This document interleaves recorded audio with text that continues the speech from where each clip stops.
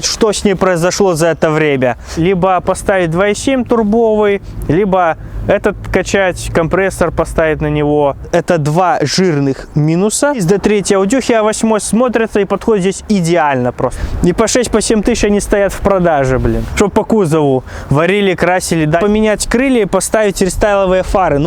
Приветствую вас, ребят. Ну что, узнали? Красотку. 1,5 года назад я снимал обзор на нее. Сейчас продолжаю вещать, что с ней произошло за это время. Никаких таких критических моментов не было. Ну да, поменяли масло раза 3, потому что тоже, как я у себя в Passat, также и здесь раз 7 тысяч замена масла, 7,5 тысяч. Поэтому по движку здесь вопросов нет. Сразу скажу, что про двигатель, коробку, вот это все вы можете посмотреть в обзоре. Кто смотрел, тот знает, кто не смотрел, посмотрите обзор. Я здесь не буду на этом останавливаться, потому что здесь все по стоку, ничего не изменилось. А это видео хочу снять про то, что изменилось с этой машиной. Самое главное преимущество, конечно, это кузов. Что по кузову? Варили, красили, да нет, просто полирнули. Это не 220 Мерс, не 140, не 38 BMW. Вот здесь с этим просто шикарно. Все алюминиевое, можете магнитом проверить. Поэтому то, что это старый ржавый сарай, это уже не про эту машину. Вот это, конечно, самый главный плюс. Первое, что изменилось, помимо того, что ее полирнули, это, конечно же, тапки. Кованые тапки 19, резина сейчас 245/40 R19, но будет 260.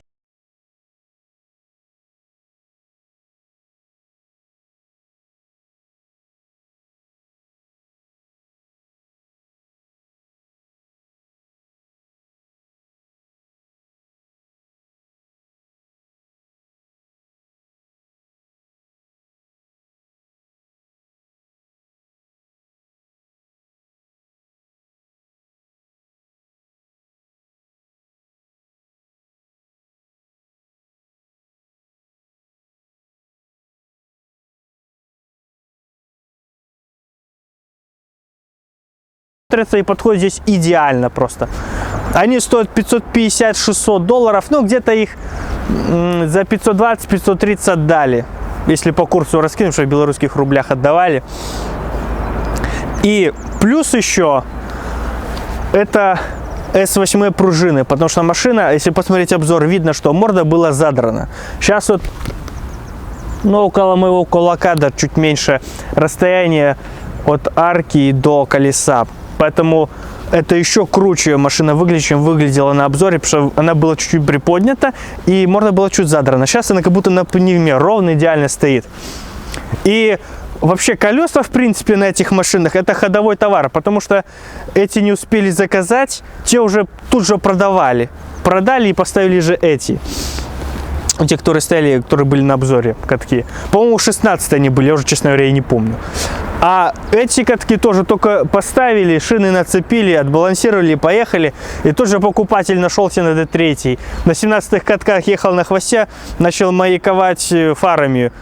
Но мы подумали сначала, честно говоря, не в обиду тому владельцу, если он нас смотрит, подумали, что он, конечно, идиот. Потому что ехали в городе, плотный поток, там негде разогнаться, перестроиться проблема, он фарами маякует. И мы подумали, что погоняться хочет, ну куда там гоняться.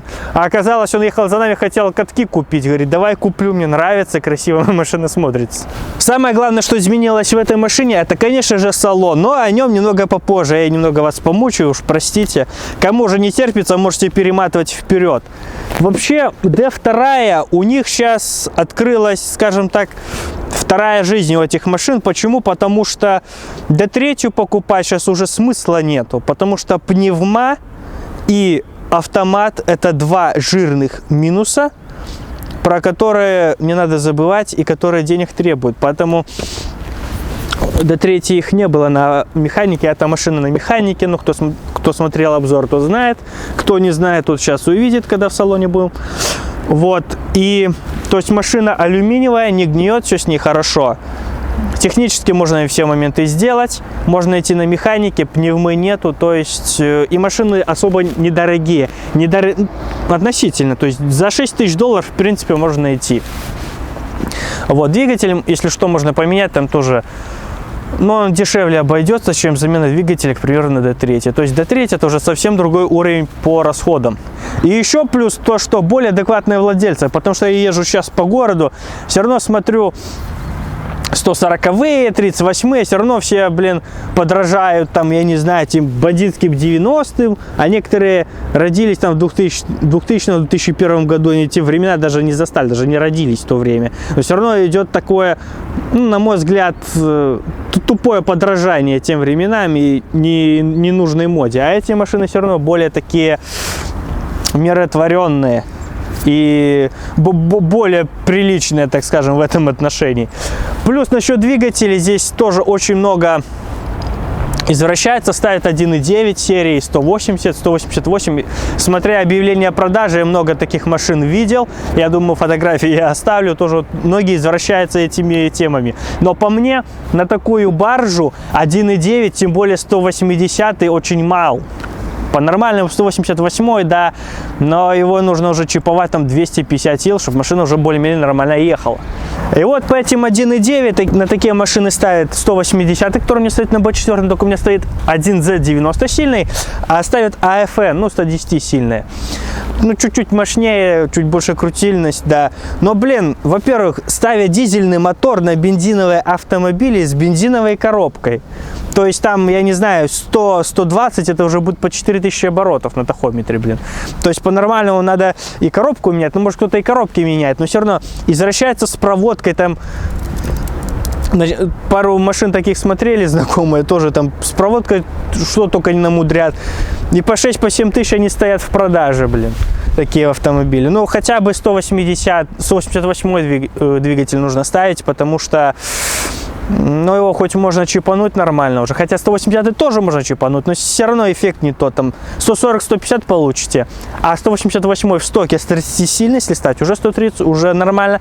И качнуть его можно за 200. Как было у нас Audi A4 в кузове B6. Она была чипована, там 220. Если так чипануть, то уже машина будет более-менее ехать, да, согласен. И еще по внешности хочу пройтись. Была мысль поменять крылья и поставить рестайловые фары. Но эти фары, блин, вообще классные, красивые и даже больше идут. Такие узкие, аккуратненькие фары, чем рестайловые. И рестайловые, эти стеклянные, те пластмассовые, те мутнеют, хуже светят, чем эти. И крылья не хочется менять, потому что она вся в родном окрасе. Не хочется вообще ничего трогать. Машина просто идеальна. Ну вот и долгожданный момент. Мы в салоне. Салон здесь больше всего преобразился с момента съемки обзора этой машины. Сиденья, дверные карты, все покупалось от Audi S8. Audi S8 была на канале. Я ее снимал около 2 лет назад. Вот. И заранее хочу сказать то, что я буду, может, информировать про то, что происходит с этой машиной. И, возможно, на другие тоже темы, на другие автомобили. Это все будет в телеге. Так что подписывайтесь в телегу. Если какие-то новости свежие появляются, все в первую очередь будет там. Подписывайтесь, ссылка, как обычно, в описании. Там можем поразговаривать, подискутировать на какую-нибудь тему, поприкалываться, пошутить, посоветовать друг другу что-либо. И, возможно, если какие-то машины будут продаваться, либо какие-то запчасти, я буду тоже там информировать. Если вы хотите продать свой автомобиль, я тоже могу его там выложить. То есть добро пожаловать в телегу. По салону.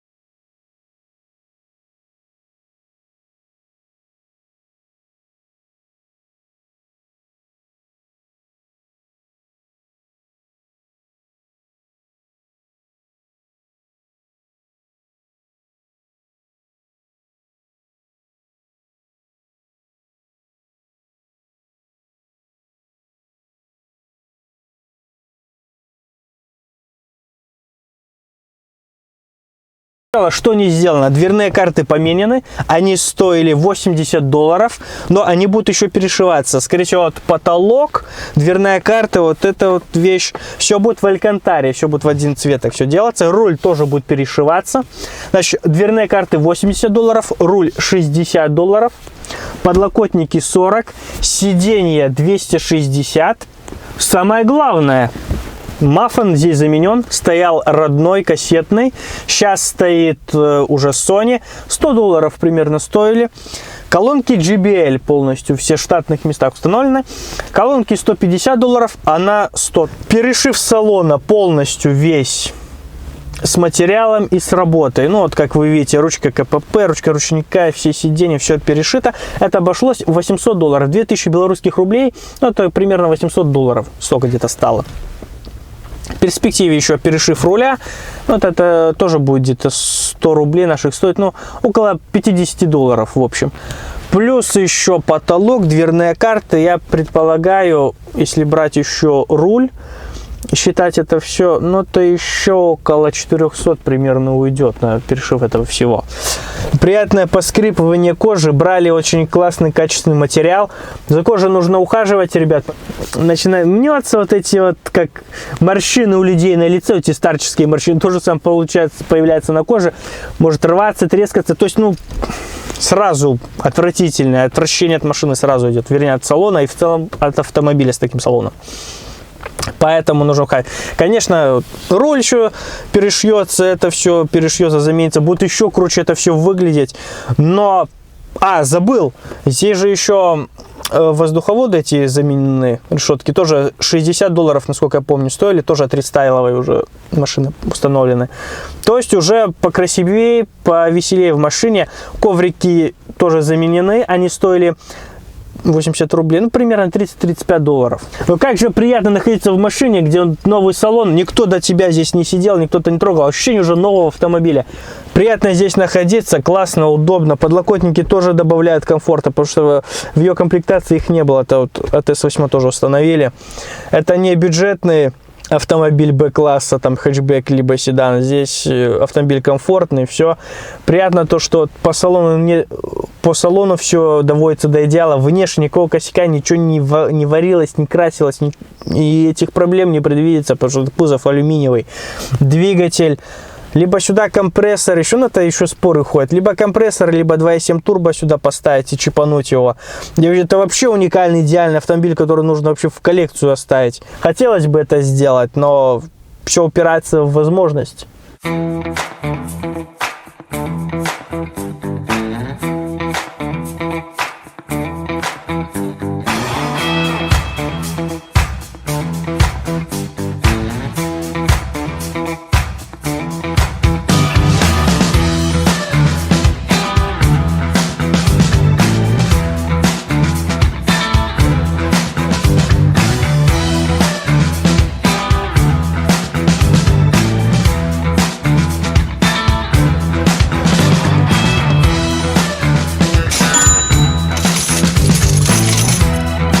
Кстати, для тех умников, которые будут сейчас кричать: ой, перешил сиденье, переставили, а ни хрена не работает. Все работает, ребят, все нормально. Вот.